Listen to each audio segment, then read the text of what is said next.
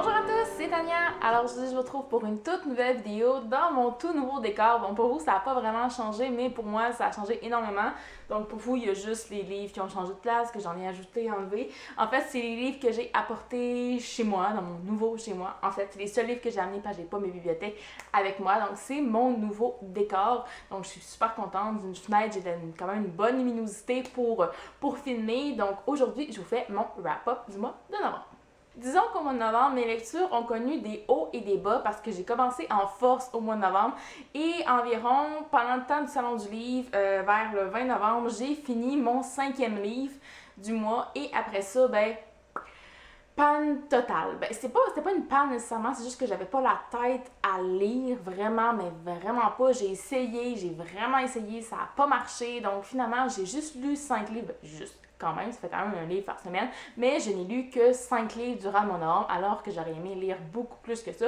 Mais c'est la vie, il y a des choses qui arrivent et qui nous empêchent de lire, mais je vous présente ça tout de suite. Donc, les 3 premiers livres dont je vous parle aujourd'hui, en fait, vous pouvez retrouver mes avis complets sur ces livres-là, en fait, dans mon update lecture que j'ai fait plus tôt ce mois-ci. Donc, vous trouvez le lien en barre d'infos et au-dessus de ma tête, comme d'habitude. Donc, je vous présente les 3 livres. Le premier livre, il s'agit de Midnight Games d'Elle Kennedy, le 3e tome de la série Killer Instincts, auquel j'ai donné une note de 4.25 sur 5. Punk 57 de Penelope Douglas, auquel j'ai donné une note de 5 sur 5 parce qu'en fait, c'était un énorme coup de cœur.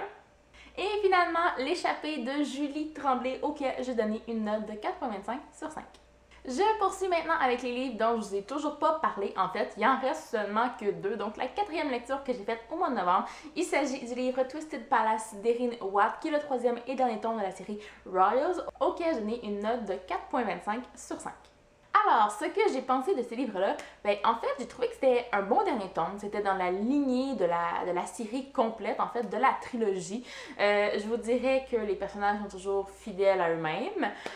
Pour ce qui est de notre couple principal, les choses évoluent entre eux, mais c'est sûr qu'ils vivent énormément de difficultés. Puis je veux pas non plus vous donner un avis trop complet parce que je voudrais pas spoiler ce qui se passe dans les tomes 1 et 2.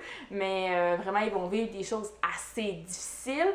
J'ai aimé comment elle aussi a réagi un petit peu à tout ça et puis elle a comme mis de côté sa propre personnalité, son propre instinct de survie si je peux dire, pour pouvoir être là pour Reed. Donc ça, c'était bien.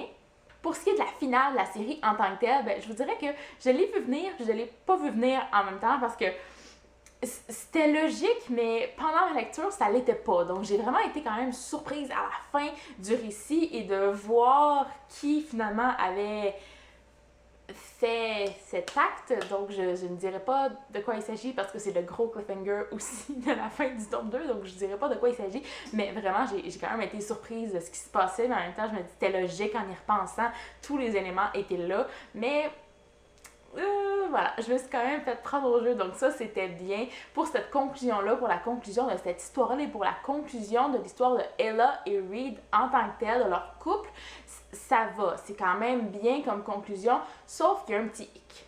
Ce que je trouve en fait, c'est qu'on nous laisse avec énormément de questions sans réponse. Mais il y a beaucoup d'histoires, des personnages secondaires surtout, qui n'ont pas de fin, je sais pas, même, je dis que là, Reed, c'est quand même une fin correcte, ça va, on ne laisse pas avec énormément de questions, mais quand même, j'aurais aimé comme savoir un peu qu'est-ce qui va se passer par après. Hein? Il y avait des questionnements, des problèmes à savoir genre quelle direction ça allait prendre leur couple puis leur vie quand Reed allait entrer à l'université puis tout.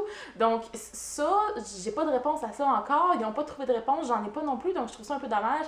Mais même pour ce qui est des autres enfants de la famille, des autres frères Royals, en fait, même ou le père de la famille aussi, ou même d'autres personnages secondaires, on n'a pas toutes les réponses qu'on voudrait. Je me dis peut-être que les auteurs se laissent une porte ouverte pour faire des spin-offs, des suites, peu importe, avec d'autres personnages, ce serait vraiment une bonne idée.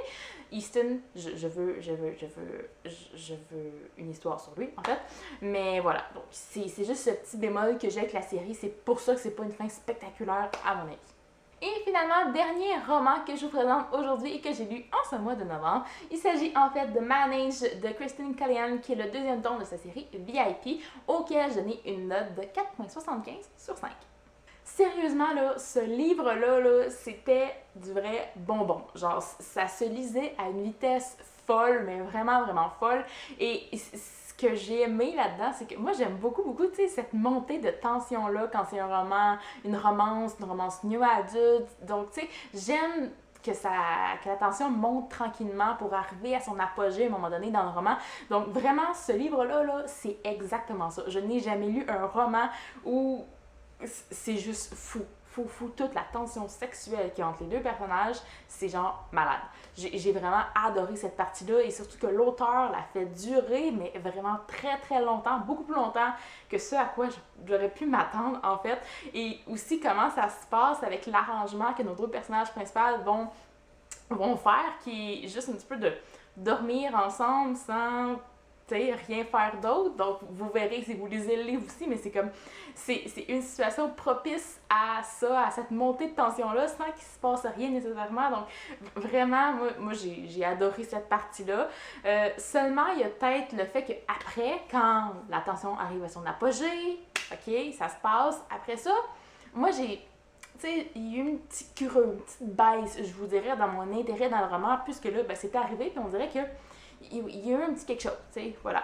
Donc, il y a eu un petit moment dans le roman où est-ce que j'ai pas décroché, mais juste que je trouvais que ça redescendait un petit peu, un petit creux de vague, finalement. Et puis, ça a remonté avec la fin de ce tome-ci, qui était bien aussi. L'auteur n'est pas allé nécessairement dans trop... Ben oui, elle est allée dans le drama, mais pas nécessairement énorme, puis elle a pas fait durer le suspense trop longtemps. Ça, je déteste ça. Quand, ben, on sait tous, hein, à la fin d'une romance, il y a toujours comme un moment où il arrive une chicane, puis tu sais, voilà. Mais j'aime pas ça quand ça s'éternise, ce type de chicane-là, puis j'aime ça comme... Tu sais, quand ça se règle assez rapidement, j'aime pas ça. À moins qu'il se passe quelque chose puis que les personnages aient besoin de réaliser certaines choses, ça va.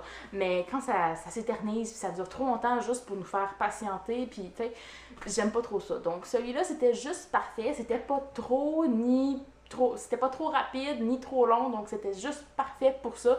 Donc en général, c'était un excellent roman, un excellent deuxième tome, meilleur que le premier à mon avis. En tout cas, moi j'ai adoré, j'avais très hâte de lire l'histoire en fait du personnage masculin. Puis notre personnage qui est Scott, en fait, Scotty, ou voilà, qu'on a rencontré dans le premier tome, mais qui est un homme assez rigide, je dirais. Donc, de découvrir une autre facette de sa personnalité, ben, c'était vraiment génial. Puis notre personnage plus féminin, ben, il y a des réparties, c'est fou, là. Genre, certains dialogues entre les deux personnages, là, c'est tellement hilarant. Donc, j'aime les petites pics puis les petits... J'ai vraiment aimé. Voilà, j'ai adoré le couple. J'ai adoré cette montée de tension-là, comme je l'ai dit. Et la fin était très satisfaisante également. Et bien voilà, c'est ce qui conclut cette vidéo wrap-up. J'espère que vous avez apprécié. Dites-moi en commentaire sur certains de ces livres-là que vous avez lus, que vous avez envie de lire. Je veux tout savoir. Et en attendant la prochaine vidéo, moi je vous dis à la prochaine et bonne lecture!